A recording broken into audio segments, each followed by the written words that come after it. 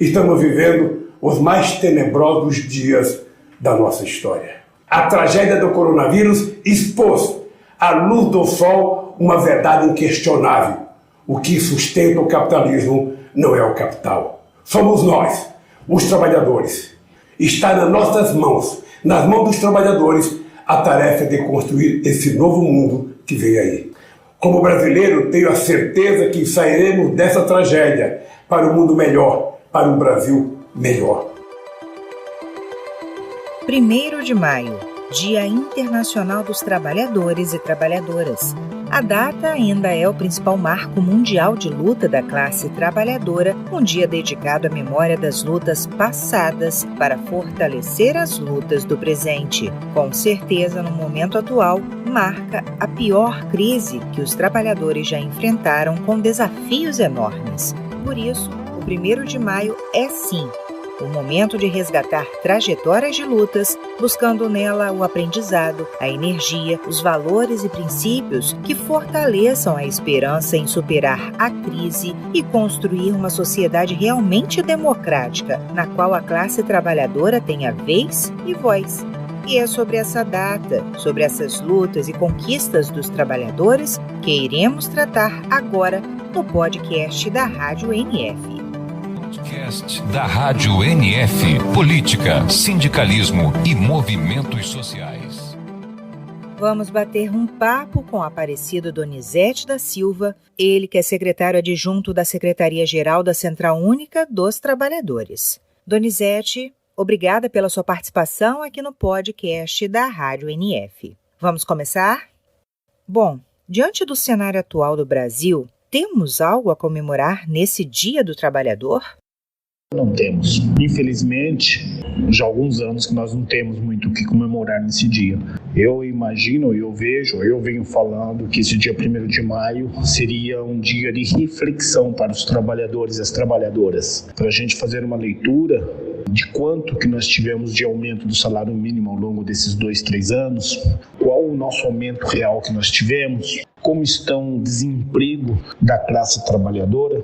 Vamos refletir sobre essa carteira verde e amarela, que impactos isso traz ou está trazendo para o trabalhador e para a trabalhadora, e deve trazer muito mais à frente. Quem de fato está sendo penalizado com essa flexibilização dos direitos dos trabalhadores, se é a mulher, se é o homem, se é o negro, se é a negra, se é o funcionalismo público, entendeu? Sem concurso. Bom, enfim, então eu imagino que esse 1º de maio é um dia muito mais de reflexão para a gente fazer uma leitura do que está acontecendo com a classe trabalhadora e a médio prazo, como isso se tornará para nós. Se você pudesse resumir, qual diria que é o perfil do trabalhador brasileiro hoje? Vocês sabem que hoje nós somos divididos em 2 classes trabalhadoras, né? O que tem a CLT, que trabalham em multinacionais, em grandes empresas, e os trabalhadores da carteira amarela, sem direito nenhum, né? Nós temos um perfil de trabalhador hoje que é concursado no funcionalismo público, seja ele em quantas esferas. E temos um outro perfil do trabalhador que será contratado, funcionalismo público contratado por OSs. Então, o perfil da classe trabalhadora hoje, nós temos 2. Chamamos assim, um elitizado e um outro precarizado. Então é isso que eu avalio. E nós precisamos, como eu disse na pergunta anterior, debatermos isso, entendermos isso, compreendermos isso e ver de fato para onde que nós queremos ir e qual o perfil da classe trabalhadora que nós queremos ter daqui 5, 10, 15, 20 anos. E no próximo dia 1º, a Central Única dos Trabalhadores e demais centrais sindicais estarão reunidas mais uma vez em torno de pautas urgentes para a classe trabalhadora. Conta pra gente como que vai acontecer esse ato. Então, no dia 1º de maio, no sábado, das 14 às 16h30, nós estaremos fazendo uma live, onde nessa live estarão o Luiz Inácio Lula da Silva, Dilma Rousseff, Fernando Henrique Cardoso, entre outros. Também nós vamos estar com artistas que amparam e que estão em defesa dos eixos que nós entendemos que devemos estar refletindo no dia 1º de maio, que é a saúde, que é o trabalho e que é a democracia. Não, esses são os 3 eixos que vão permear o debate nessa live. Então terá os presidentes das centrais, terão esses presidenciáveis ou ex-presidenciáveis e teremos lideranças sociais, presidentes, coordenadores da OIB, da Frente Brasil Popular, de instituições internacionais, enfim. Teremos parte da sociedade debatendo isso. E no eixo saúde, obviamente, que é a vacina, que nós queremos estar fazendo um debate, que é vacina no braço, comida no prato. Esse é o slogan que nós vamos estar colocando. Vamos estar também dizendo que os trabalhadores com essa pandemia, por essa irresponsabilidade do presidente, perdemos empregos, não temos auxílio emergencial decente. Se você olhar aí os demais países, é sério, né? Estão aí fazendo um lockdown com responsabilidade, mas ao mesmo tempo mantendo os trabalhadores e as trabalhadoras, seja formal e formais, para que de fato não sejam contaminados, e não da maneira que está sendo distribuído aqui no Brasil, chamamos assim, de fecha à noite. Parece que o vírus da coronavírus, ele é boêmio, né? À noite fecha os bares, que eu acho que tem que ser fechado mesmo, mas durante o dia põe os trabalhadores, as trabalhadoras, em especial da periferia, para pegar ônibus lotados, metrôs lotados, sem nenhuma responsabilidade nesse sentido.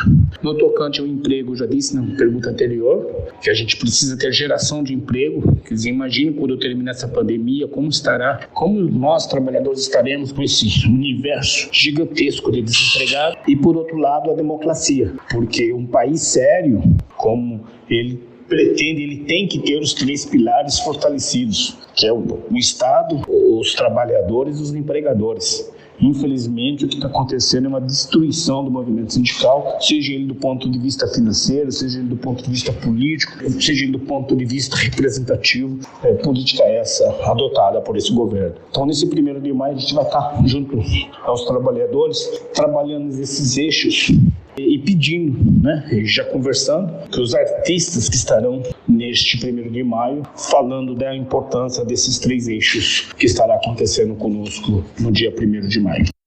Donizete, como as centrais, as federações e os seus sindicatos, eles podem ajudar a fortalecer a luta dos trabalhadores em plena crise que estamos passando, com tanto desemprego e retiradas de direitos? Estamos construindo uma agenda das centrais, quer dizer, uma pauta das centrais, onde estamos pautando os presidentes da Câmara e o presidente do Senado, para que tenha uma mesa contínua de negociações e que nesta mesa entre um monte de assuntos que permeiam os trabalhadores. Nós estamos colocando uma política digna de vacinação para todos os trabalhadores e seus familiares. Estamos também pautando um projeto de desenvolvimento de Brasil no tocante à indústria, porque entendemos que um país que consiga distribuir renda tem que ter um centro, tem que ter uma política industrial séria para atrair os investimentos externos. Também estamos discutindo a valorização do serviço público, em especial o SUS, a educação, né? Estamos também pautando a importância da Petrobras para o povo brasileiro e para o desenvolvimento do Brasil. Enfim, estamos sim com uma pauta das centrais, entregando à Câmara e ao Senado, para que a gente possa ter uma mesa de discussão nos temas que eu citei agora. Então eu vejo que isso as centrais devem estar fazendo nesse momento de crise. Não só isso, também a solidariedade, porque até que essas políticas que eu citei em cima, elas sejam colocadas em prática, debatida e desenvolvida, tem uma parte grande hoje da sociedade e dos trabalhadores que perderam seus empregos, que perderam os seus pequenos negócios aqui, que precisam comer. Então eu imagino também que uma campanha de solidariedade no tocante à alimentação, cesta básica, deva ter sim um chamado, um clamor das centrais e do sindicato e das federações para que a gente possa ajudar a pôr comida no prato dessa parte da sociedade, que bom percentual é de trabalhadores que perderam seu emprego. E qual deveria ser o papel do Estado nesse contexto? Quais medidas do governo que poderiam e podem beneficiar os trabalhadores e o mercado de trabalho? Primeiro, deveriam ter uma política de vacinação em massa, né? Ter um cronograma, ter uma centralização com todos os estados, quer dizer, o Ministério da Saúde deveria ter um médico competente, né, responsável, que pudesse organizar toda a nação, todo o Brasil, num calendário de vacinação, com metas de vacinação diária e com um calendário sério de compras de vacinas, né? Quer dizer, precisaríamos que o Estado tinha que ter essa responsabilidade com uma campanha em massa defendendo a vacina, né? Diferente do que foi feito. Outra demanda que o Estado deveria fazer era ter um auxílio emergencial digno e com duração mais longa, para que pudéssemos ter tranquilidade em fazer um lockdown aonde as pessoas e os trabalhadores não precisassem se expor na contaminação. Foi que nós vimos aí a segunda era de contaminações que nós estamos vivenciando agora. E também ter uma parte de ajuda a pequenos empresários, né, a microempreendedor. Quer dizer, precisaríamos ter um olhar aí, né, com uma ajuda nesse sentido, né? E ainda até reforçando, tem muitas contas que nós podíamos anistiar por um período, conta de luz, conta de água, sabe? Tem algumas contas públicas que nós poderíamos anistiar por um período, por 6 meses, 1 ano, para que pudéssemos também passar nesse período complicado pandêmico, né? Então, esse é um pouco dos exemplos que eu acho que o Estado tinha que ter feito nesse momento complicado nosso. E você consegue ver alguma coisa que possa servir como exemplo na superação dessas dificuldades? Sei lá, eu vejo muito pouca coisa, viu? Muito pouca coisa aí de exemplo. Talvez a solidariedade, que ainda nem é um 100%. Eu acho que nós enquanto trabalhadores, enquanto sociedade, enquanto classe, mais dificuldade, chamamos assim, não elitizada, devíamos ter uma solidariedade maior, né? Junto aos trabalhadores, no tocante à alimentação, no tocante a remédios. Eu acho que a gente precisaria ter um olhar nesse sentido. Talvez também um reconhecimento à área da saúde, né? Os trabalhadores e as trabalhadoras que estiveram na área de frente, né? Eu acho que os enfermeiros, médicos ali, o SUS de uma forma geral, eu acho que isso serviu para que toda a sociedade entenda a importância desse sistema único de saúde do Brasil, que é um exemplo no mundo, né? Que nós brasileiros não davam a importância. Eu acho que isso serviu sim como exemplo nessa pandemia de valorizarmos mais, primeiro, o sistema único de saúde e, em segundo lugar, os enfermeiros, né, os médicos que cuidaram e cuidam de nós nessa pandemia. Donizete, que mudança se vislumbra no mundo do trabalho pós-pandemia e pós-Bolsonaro? Seria essas novas formas, né? Eu acho que o home office veio para ficar. Eu acho que muitos dos trabalhadores estarão desenvolvendo esse tipo de trabalho. Eu acho que aí cabe e tem como desafio o movimento sindical regulamentar, né, porque aumenta a energia, aumenta a ergonomia do trabalhador e da trabalhadora em casa. A gente precisa acompanhar como está isso, né? Se tem uma cadeira decente, se está com um computador decente, se tem uma iluminação adequada, enfim, a gente precisa ter todo esse cuidado. Mas eu acho que o home office chegou para vir. Acredito eu também que muitas atividades deverão ser virtual, não teremos muitas reuniões mais presenciais, então acho que diminuirá, no meu ponto de vista, mais de 60% essas reuniões presenciais. Eu acho que existirá, mas em um outro volume, somente de uma forma estratégica, né? E eu acho também que a gente precisa regulamentar também. Eu acho que vai surgir novas categorias. Eu acho que o iFood cresceu nesse momento, quer dizer, os entregadores de alimentos, de lanches, enfim, quem trabalha no iFood e a mesma coisa o Uber. São os desafios que estão colocados para nós aí pós-pandemia. Eu acho que a gente precisa ter um olhar nesse sentido. Para finalizarmos, qual a mensagem você deixa a todos os trabalhadores e trabalhadoras? Nesse período, ou nessa semana, ou nesse 1 ano que nós estamos vivenciando essa pandemia, que nós façamos a reflexão e nos unirmos enquanto classe, né?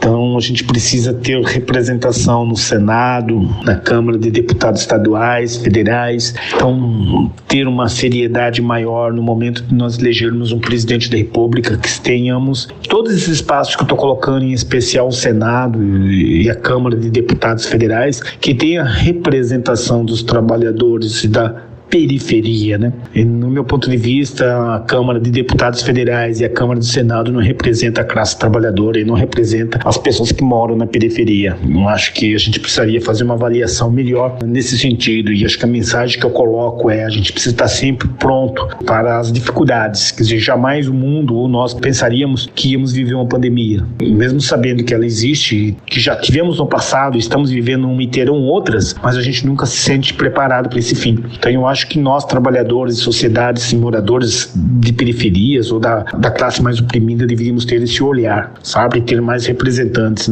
dessa parte da sociedade, no Senado, câmaras de deputados e também no governo, né? No governo e na presidência da República. Pessoas que, de fato, se preocupem com os trabalhadores, né? Como hoje, e eu encerro por aqui, ouvir uma fala do ministro da Economia dizendo que todos os brasileiros querem viver 100, 120, 130 anos, mas que não, em nenhum momento essas pessoas se preocupam como elas sobreviverão pelo Estado. Quer dizer, dá a impressão que para a gente resolver um problema de caixa do Ministério da Economia, o povo teria que morrer, né? Então acho que isso é muito triste. Normalmente quem morre é quem mora na periferia, pelos dados de quem são a maioria das mortes. São negros, negras e que moram em periferia e trabalhadores, né? Então ouvir esses tipos de declaração do ministro da Economia é triste, né? E faz com que a gente pense melhor em quem a gente elege para nos representar e que de fato tenha uma preocupação um pouco